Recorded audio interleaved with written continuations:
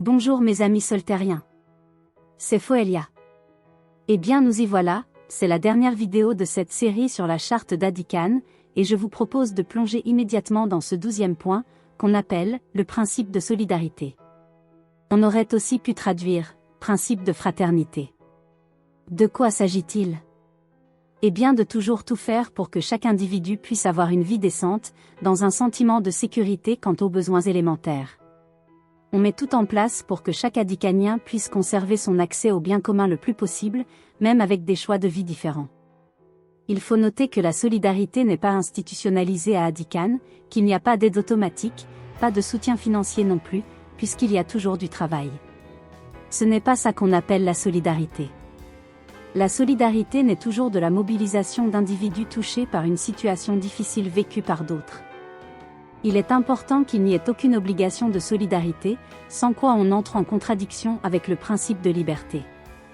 Certains consacrent leur temps à aider ceux qui en ont besoin, avec leur propre talent et enthousiasme, et ça reste un choix personnel. Comme l'élan de chacun est considéré comme précieux, nous apprenons à bien gérer les séparations. C'est tellement important que je puisse vous faire comprendre ça.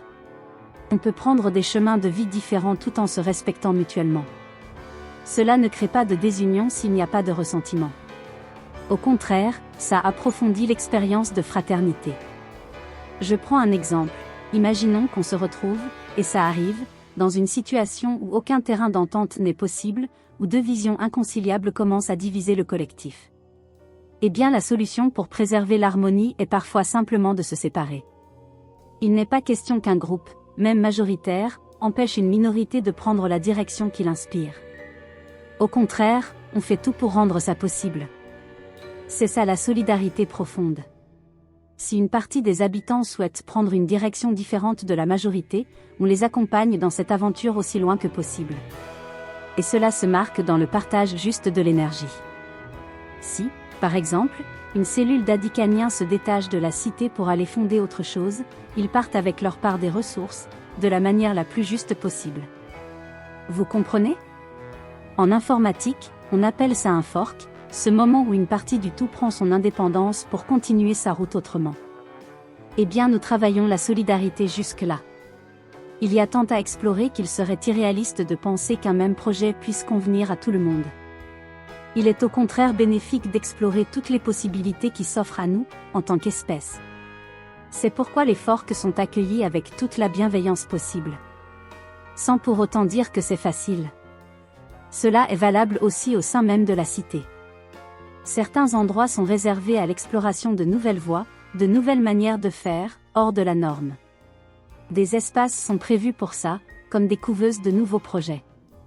Et au niveau individuel, si notre chemin nous pousse à quitter la cité vers un autre lieu de vie, nous ne partons pas les mains vides. Ce que nous avons investi comme énergie personnelle à Adikan nous est rendu dans une certaine mesure, afin que la transition soit la plus fluide possible. Ainsi, chacun reste totalement libre d'aller et venir, de rester longtemps ou pas, et de continuer son chemin vers là où il se sent appelé. J'imagine que ça ouvre tout un champ de questionnement pour vous, non? Si c'est le cas, tant mieux. C'était mon espoir en vous proposant cette série de 12 vidéos.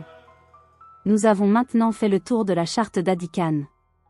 Loin de prétendre à l'exhaustivité, je souhaitais surtout vous donner un goût, une certaine musique de ce que j'ai pu ramener de là-bas. Maintenant, il ne tient qu'à nous d'avancer dans cette direction plus harmonieuse sur notre belle planète. C'est un chantier immense, je le sais. Mais il faut bien se lancer. L'état de notre humanité réclame d'urgence de nouvelles pistes de décollage. Elles ne peuvent être que naïves au début, mais elles s'affineront avec l'expérience des êtres de bonne volonté que nous sommes. Si vous m'avez écouté jusqu'ici, c'est que vous en faites partie, n'est-ce pas? Alors, n'attendons plus. Il n'y a pas d'âge pour se lancer, pas de « meilleur moment » si ce n'est maintenant. Co-créer des lieux de vie participatifs, qui ressembleront de près ou de loin à Adikan, me paraît si essentiel à cette époque. Ne pensez-vous pas? Chaque commune devrait avoir quelques hectares libérés de la propriété privée et des règles habituelles, consacrées à l'exploration de nouvelles pistes. Chaque pays devrait avoir sa cité participative pilote. Ne voyez-vous pas comme moi ce magnifique réseau de conscience qui émerge et sème les graines d'un futur plus libre, plus vrai et plus beau? Alors, travaillons à co-créer, travaillons sur nous-mêmes pour ne plus faire subir nos vieilles blessures non résolues au collectif desquels nous voulons faire partie. Apprenons la paix, la médiation, l'écoute profonde. Cultivons le dialogue plutôt que le débat. Retroussons-nous les manches et osons ouvrir, même maladroitement, ce chemin de fraternité sur notre belle planète. Je reste à vos côtés avec tout mon enthousiasme et je vous dis à bientôt, pour continuer l'aventure. Votre dévouée Foelia.